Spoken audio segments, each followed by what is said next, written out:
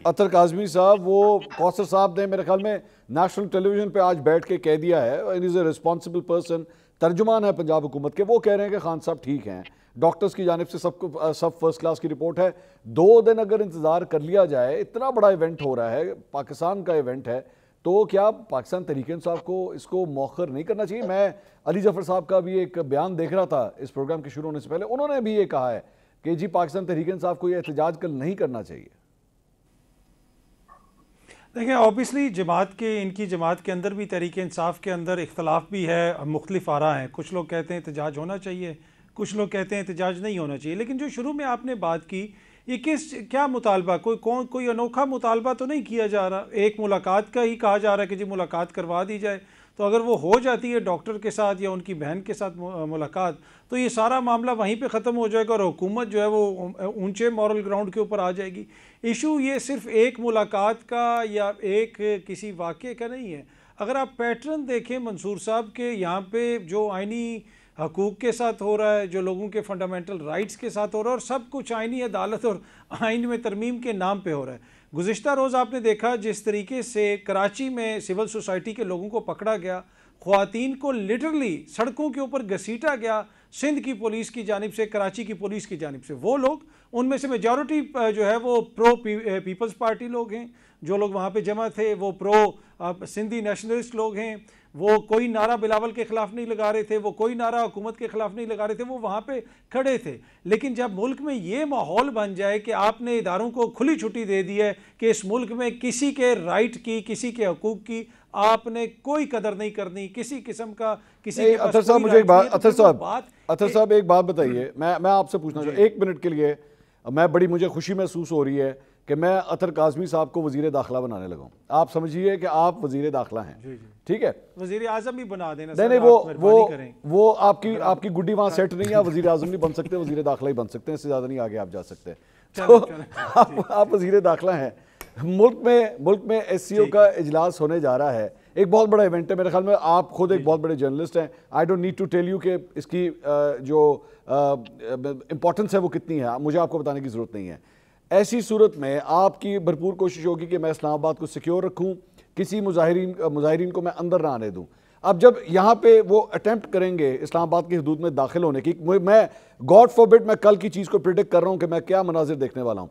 यहाँ पे होगा लाठीचार्ज, यहाँ पे फेंके जाएंगे आंसू गैस के शेल और ये सब कुछ होगा। तो क्या फिर तब भी आप बतौर वज़ीर दाखिला ये कहेंगे कि जनाब ये तो करना पड़ा क्योंकि मुझे इस्लामाबाद की हदूद को प्रोटेक्ट करना था? ये तो नहीं हो सकता कि यहाँ पे हज़ारों की तादाद में मंदूबीन जर्नलिस्ट सारे आए हों तो मैं यहाँ पे जो है वो डी चौ तक इन लोगों को आने दूँ, तब आप क्या करते फिर?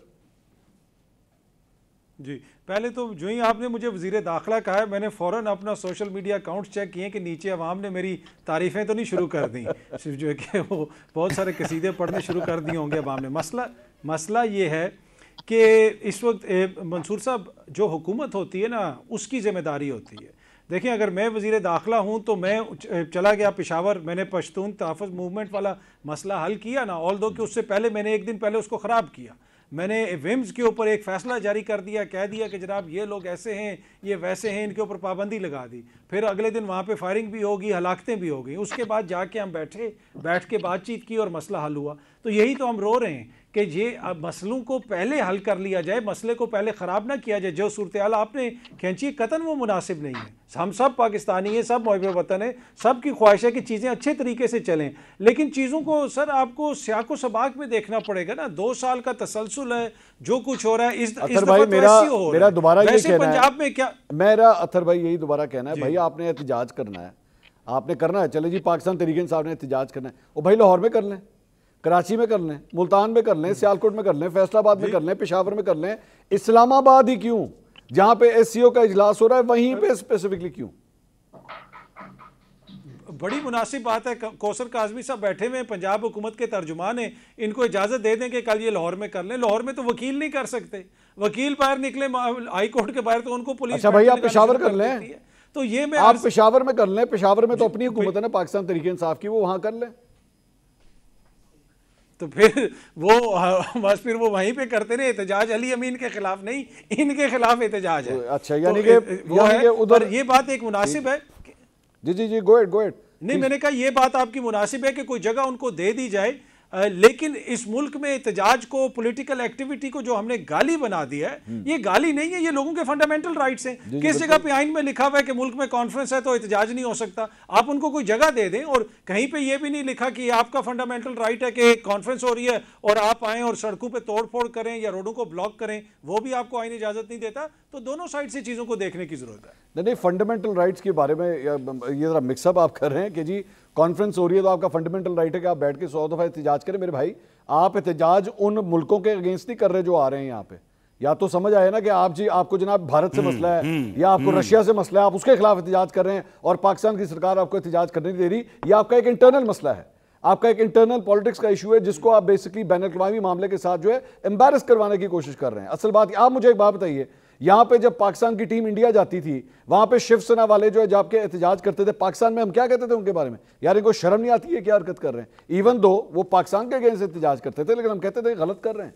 मेरा दोबारा यही सवाल है, मैं शुएब साहब के पास जाता हूं, शुएब साहब इसका जवाब दे सके। शुएब साहब नहीं, मैं इस पे थोड़ा सा ये पाकिस्तान की टीम पे थोड़ा सा कमेंट करना चाहूंगा। देखिए, जिस किस्म के हालात हैं, पाकिस्तान की टीम पाकिस्तान में भी आया करेगी तो लोग एहतजाज किया करेंगे और पीछे उखाड़ देंगे। जिस नहज पे ये क्रिकेट को ले गए हैं ये लोग, और वजीर दाखिला उसमें चेयरमैन पीसीबी भी हैं, तो यही तो मैं अर्ज कर रहा हूँ कि जिस तरह ये चीज़ें चला रहे हैं उसमें आप सिर्फ एक साइड को कसूरवार नहीं करार दे सकते। दोनों ताली दोनों हाथों से बजती है। बात आप मुनासिब कर रहे हैं कि इस मौके के ऊपर थोड़ी सी पॉलिटिकल मैच्योरिटी की ज़रूरत है।